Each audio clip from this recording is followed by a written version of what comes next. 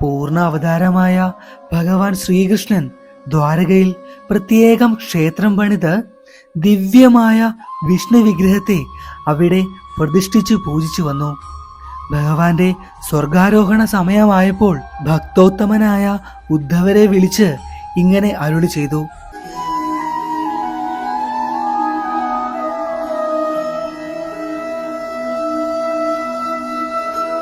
ചാണക്യവചനം ഭാഗം 18. ഈശ്വര പൂജയ്ക്കായി സ്വന്തം കൈകൊണ്ടുണ്ടാക്കിയ മാല, താൻ തന്നെ അരച്ച ചന്ദനം, സ്വന്തമായി എഴുതിയ സ്തോത്രം, നാമങ്ങൾ എന്നിവയുടെ ഫലമായി ഇന്ദ്രതുല്യമായ ഐശ്വര്യം ഭഗവാൻ നമുക്ക് നൽകുന്നു. ഹരേ കൃഷ്ണ. ഭക്തജനങ്ങൾക്ക് എല്ലാവർക്കും ഞങ്ങളുടെ വിനീതമായ നമസ്കാരം.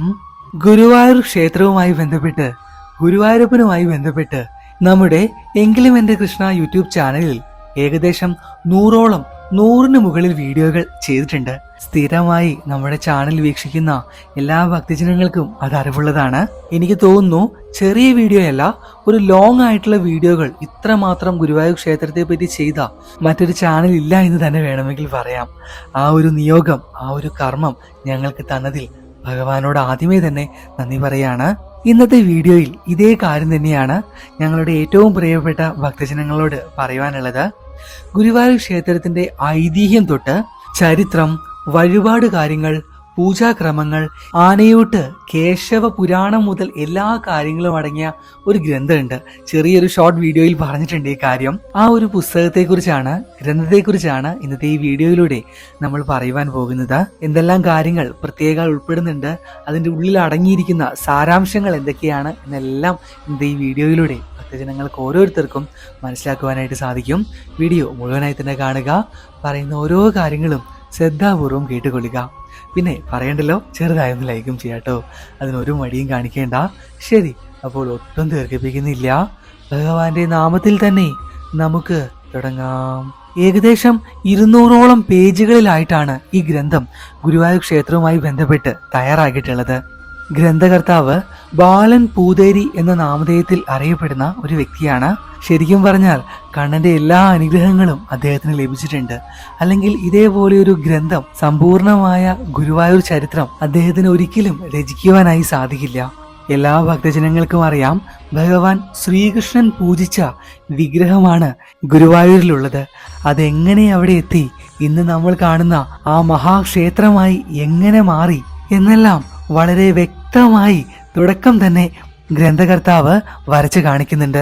ഈ ഭാഗത്തിലെ പ്രധാനപ്പെട്ട ഒരു അധ്യായം വായിക്കാം. അടുത്ത അവതാരം ഭഗവാൻ ശ്രീകൃഷ്ണന്റേതായിരുന്നു. പൂർണ്ണ അവതാരമായ ഭഗവാൻ ശ്രീകൃഷ്ണൻ ദ്വാരകയിൽ പ്രത്യേകം ക്ഷേത്രം പണിത് ദിവ്യമായ വിഷ്ണു വിഗ്രഹത്തെ അവിടെ പ്രതിഷ്ഠിച്ചു പൂജിച്ചു വന്നു. ഭഗവാന്റെ സ്വർഗാരോഹണ സമയമായപ്പോൾ ഭക്തോത്തമനായ ഉദ്ധവരെ വിളിച്ച് ഇങ്ങനെ അരുളി ചെയ്തു. എന്റെ സ്വർഗാരോഹണത്തോടെ ദ്വാരക വെള്ളത്തിൽ ആണ്ടുപോകും. കലിയുഗത്തിൽ മനുഷ്യർക്ക് കലിദോഷം അകറ്റുന്നതിനും സർവ്വവിധ ഐശ്വര്യങ്ങൾക്കുമായി ദ്വാരകയ്ക്ക് സമാനമായ ഒരു പുണ്യസ്ഥലത്ത് ഈ വിഗ്രഹം പ്രതിഷ്ഠിക്കണമെന്ന് ദേവഗുരുവായ ബൃഹസ്പതിയോട് പറയണമെന്ന് ഭഗവാൻ അരുളി ചെയ്തു. ശേഷം ഗ്രന്ഥത്തിൽ ഗുരുഭവനപുരിയെ പറ്റിയാണ് പ്രതിപാദിക്കുന്നത്. ഗുരുവും വായുവും ചേർന്ന് പ്രതിഷ്ഠ നടത്തുന്നതും പ്രധാന ദേവതയും ഉപദേവതമാരും, അങ്ങനെ വളരെ വ്യക്തമായി എല്ലാ ഭക്തജനങ്ങൾക്കും മനസ്സിലാകുന്ന രീതിയിൽ ലളിതമായി തന്നെ ഗ്രന്ഥത്തിൽ ചിട്ടപ്പെടുത്തിയിട്ടുണ്ട്. എത്ര ഭക്തജനങ്ങൾക്കറിയാം ഗുരുവായൂർ ക്ഷേത്രത്തിലെ ദർശനം, ക്ഷേത്ര ദർശനം എങ്ങനെയായിരിക്കണമെന്ന്? അതും ഗ്രന്ഥത്തിൽ പറഞ്ഞു പോകുന്നു. ഗുരുവായൂരിലെ പ്രധാന ദർശന അവസരങ്ങൾ, വഴിപാടുകൾ, ഉദയാസ്തമന പൂജ എന്നാൽ എന്താണ്, ഉദയാസ്തമന പൂജ കൊണ്ടുള്ള പ്രാധാന്യം, ഇപ്പോൾ നിലവിൽ എത്ര ഭക്തജനങ്ങൾ ഉദയാസ്തമന പൂജ ബുക്ക് ചെയ്തിട്ടുണ്ട്, അങ്ങനെയെല്ലാം നമുക്ക് ഗ്രന്ഥത്തിൽ വായിച്ചറിയുവാനായി സാധിക്കുന്നു. ഒരുപാട് ഭക്തജനങ്ങൾ ഇപ്പോഴും വിളിച്ച് ചോദിക്കുന്ന 2-3 കാര്യങ്ങളുണ്ട്. ഗുരുവായൂർ ക്ഷേത്രത്തിലെ തുലാഭാരം എങ്ങനെയാണ് നടത്തേണ്ടത്, ഭജനം ഇരിക്കുമ്പോൾ ശ്രദ്ധിക്കേണ്ട കാര്യങ്ങൾ എന്തൊക്കെയാണ്, അതൊക്കെ വീഡിയോ ചെയ്തിട്ടുള്ളതാണ്. എങ്കിൽ പോലും ഒരുപാട് ഭക്തജനങ്ങൾ നമുക്ക് മെസ്സേജ് അയച്ചും വിളിച്ചൊക്കെ ചോദിക്കുന്നുണ്ട്.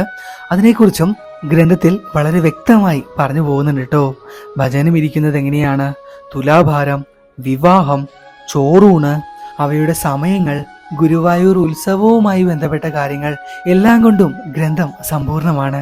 ഈ ഗ്രന്ഥം ഭക്തർ വായിച്ചു കഴിയുമ്പോൾ ഗുരുവായൂർ ക്ഷേത്രത്തിൽ മറ്റു പ്രധാനപ്പെട്ട വഴിപാടുകൾ എന്തൊക്കെയാണെന്ന് നമുക്ക് മനസ്സിലാക്കുവാനായിട്ട് സാധിക്കും. ആൾരൂപ സമർപ്പണം, ഇതൊക്കെ നമ്മൾ വീഡിയോ ചെയ്തതാണ്.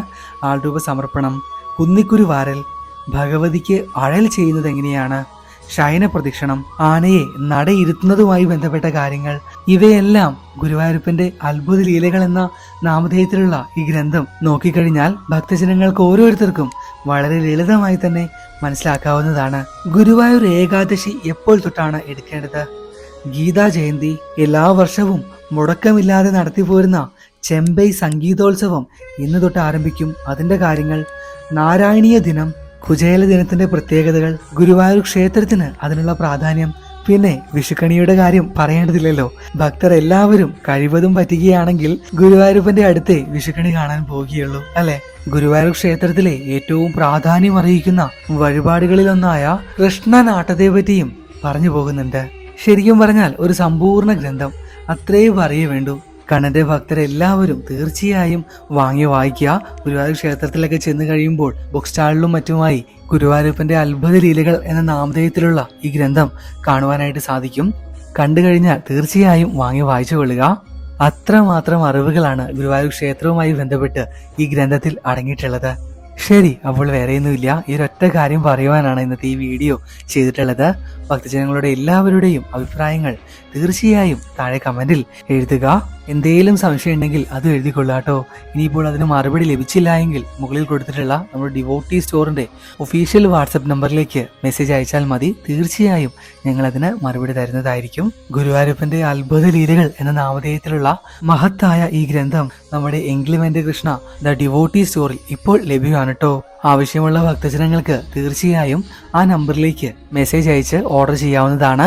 എത്രയും പെട്ടെന്ന് തന്നെ ഭഗവാന്റെ നാമത്തിൽ സന്തോഷപൂർവ്വം ഗ്രന്ഥം ഞങ്ങൾ ഓരോ ഭക്തജനങ്ങളുടെയും വീടുകളിലേക്ക് എത്തിച്ചു നൽകുന്നതായിരിക്കും.